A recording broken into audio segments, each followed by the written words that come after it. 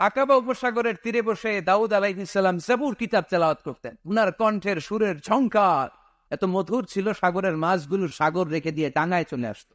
এজন্য আল্লাহ বললেন, খবরদার, শনিবার এলাকাতে মাছ শিকার করা আমি হারাম ঘোষণা করলাম। এবার দাউদ আলাইহিস সালামের কওমের লোকেরা কৌশল করা আরম্ভ করে দিল। তারা বলল, আল্লাহ বলছে শনিবারে মাছ ধরা হারাম, খবরদার আমরা মাছ ধরবো না, তবে শনিবার আমরা বেড়া দিয়ে রাখবো। তো মাছগুলো যখন তেলাওয়াত করতে আসতো, এরা জাল দিয়ে বেড়ে দিয়ে রাখতো চারদিকে, শনিবারে ধরতো না, কারণ হারাম। বেড়ে দিয়ে রাখতো, রবিবারে যে ধরতো। আল্লাহ কি এটা বুঝাইছে? আল্লাহ বুঝাইছে শনিবারে যত মাছগুলো এসেছে এগুলো ধরা যাবে না, এগুলো যখন আবার সাগরের প্রবাহে ভেসে চলে যাবে, তোমরা আবার নৌকা নিয়ে মাছ শিকার করতে পারবে, ঠিক কিনা?